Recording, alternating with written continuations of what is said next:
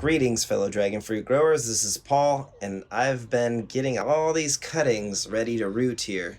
And hopefully you've seen our video on this before, but I really like using this Root Magic mycorrhizal fungi. It's a great product to root dragon fruit in the spring and the summertime.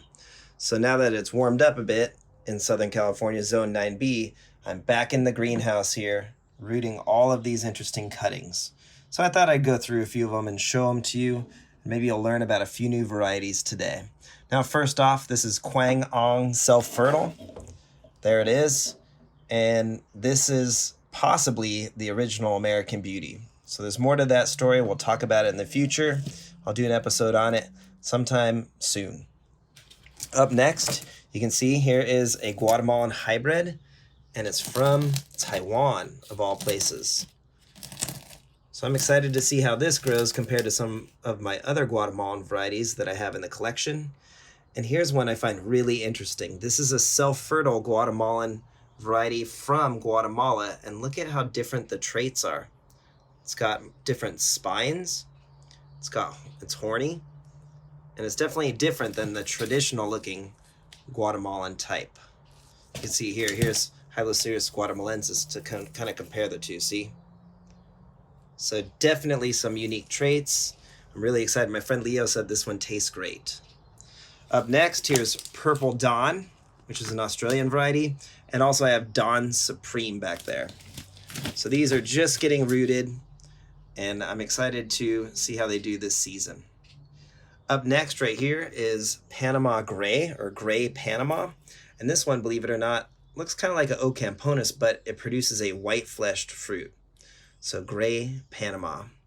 Over here is a fully rooted, I'm about to take it outside, but this is the Wallace Ranch graft, which is a somatic hybrid of sugar dragon and giant Vietnamese white, if I remember correctly. So you can see it's fully rooted, and it's definitely has some very unique traits for a somatic hybrid. Look at that, it's even putting on a coat.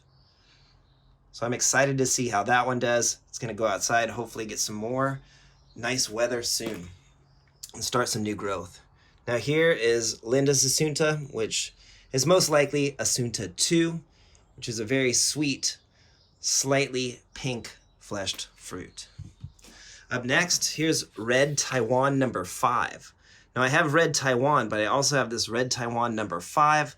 I'm not sure if it's a different seedling, but this one has been stubborn to root this winter, so I'm hoping that the Root Magic is going to do its trick on that cutting. Here's Paul Thompson's Missing 6S. I have some spare cuttings that I'm rooting right now. And next to it is 7S right here. And this is a sister of Sugar Dragon. So I have a whole pot of this, and I'm going to add this one as well.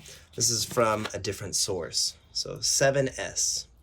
Now, my friend Leo has crossed 7S with Neon, and he actually has 3 seedlings. So here's seedling A.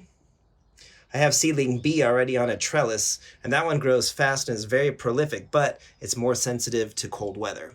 So I have seedling A, seedling B, and this is seedling C. You can see it definitely has some unique traits. Seedling C is very, very interesting in my opinion. What else do I have here? Here's Jolla crossed with Hylocereus undatus. And it has mostly the undatus traits, as you can see. There you go. Also here is Edgar Valdivia's A5 White. So I believe this is the white-fleshed Asunta. And this came from my friend who got it from Edgar himself.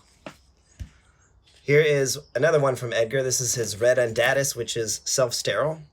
But I'm excited to grow that. It's a very old variety. Here's one that is Rixford and Jim Nitzel, seedling B. So I have seedling A, which is top in the trellis already, and this is seedling B. What else do I have that's pretty exciting? Here is Pink Condor.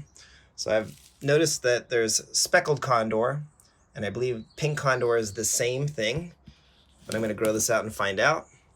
So I'm excited to see what's the difference between this pink condor and a traditional condor. They definitely look a little different in my opinion. Here is a Trisha crossed with Hylocereus undatus. by Edgar Valdivia. So it's a Tricia seedling. So I'm excited to see how that one does. And here's one that's really unique. Now this one is called Luke Vlierracker, I believe. And this definitely has some unique Ocamponus traits. Let's see if we could get a good view of that for you. So look at that beautiful blue. It is sensitive to cold weather, and this was collected back in 12/23/2003. Definitely reminds me of an Ocamponus. So we'll see how this one does. And last, I have two of my personal seedlings. Here is a Maria Fusia seedling. It's definitely really spiny. And this was grafted, and I degrafted it, and now it's a cutting that's rooted, or rooting, I should say. And then here is a Laverne Pink crossed with Tricia pollen. And this one has been growing like a beast. I'm really excited to see how this one does. I'm gonna put it on a trellis in a few weeks. It's rooted nicely, and look at this, it even has some new growth. So there you go, happy spring.